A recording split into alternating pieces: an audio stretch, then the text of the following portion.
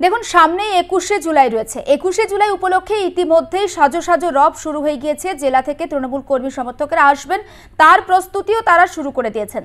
কিন্তু পানাগড়ের একটা ছবি নজরে এসেছে। 21শে জুলাই উপলক্ষে চাঁদা এবং সেই চাঁদার জুলুম, সেই চাঁদা দিতে না পারার জন্য ব্যবসায়ীর বাড়িতে চড়াও হওয়ার অভিযোগ উঠছে তৃণমূল কর্মী সমর্থকদের বিরুদ্ধে। অসুস্থ হয়ে মৃত্যু হয়েছে ব্যবসায়ীর মায়ের, অভিযোগ জানিয়েছেন ওই ব্যবসায়ী।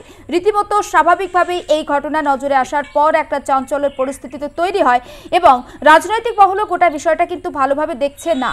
কিন্তু আমরা কথা বলবো প্রতিনিধি সুভাষ দাস সরাসরি রয়েছেন। সুভাষ, ঠিক কি ঘটনা ঘটেছে?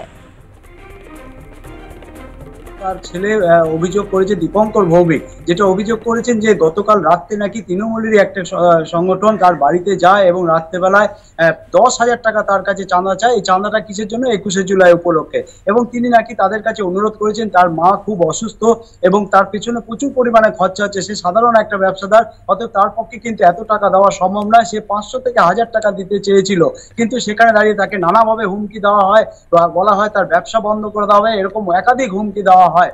যার ফলে কিন্তু সে বলেছেন যে তার মা অসুস্থ ছিলেন, সেই কারণেই তার মা নাকি মারা গেছেন। এই ঘটনার পরে কিন্তু এলাকায় চাঞ্চল্য ছড়ায়, বিশেষ করে যে দেখা যাচ্ছে যে এই ধরনের একটা অভিযোগ, একটা গুরুত্বপূর্ণ অভিযোগ, যেখানে দাঁড়িয়ে মমতা ব্যানার্জি বারবার বলেছেন যে আমরা দেখেছি যে এই 21শে জুলাই উপলক্ষে কারোর কাছে কোনো চাঁদা নেওয়া যাবে না।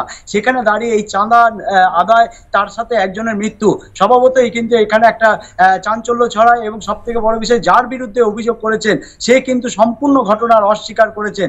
এখন তিনি বলেছেন এটা রাজনৈতিক চক্রান্ত রয়েছে। তবে এর পেছনে সত্যিকারে কি রাজনৈতিক চক্রান্ত না অন্য কিছু, সেটা কিন্তু তদন্তের পরেই যাবে না হবে। তবে তৃণমূলের যিনি ব্লক রয়েছেন, তৃণমূলের নেতা ভবানী ভট্টাচার্য, তিনি বলেছেন গুরুত্বের সাথে দেখা হবে এবং এই বিষয়টি নিয়ে তদন্ত করা হবে। যদি তারা সত্যিকারে এই ধরনের ঘটনা ঘটে, তাহলে কিন্তু দল তাদের পাশে থাকবে না, আইনত তাদেরকে ব্যবস্থা নেওয়া হবে। অপরদিকে আমরা বিরোধী দল যারা আছেন, তিনিও কিন্তু এই বিষয়টা নিয়ে নিন্দা করতে ছাড়েনি। অতএব এই ঘটনা নিয়ে সম্পূর্ণ কাকসা গোপালপুরে কিন্তু রাজনৈতিক বিতর্ক শুরু হয়েছে। একেবারে রাজনৈতিক বিতর্ক যখন শুরু হয়েছে, নিশ্চয়ই প্রতিক্রিয়াও পেয়েছি আমরা শাসক বিরোধী দুপক্ষেরই। যদি একটু তারা কি জানাচ্ছেন একটু বলো।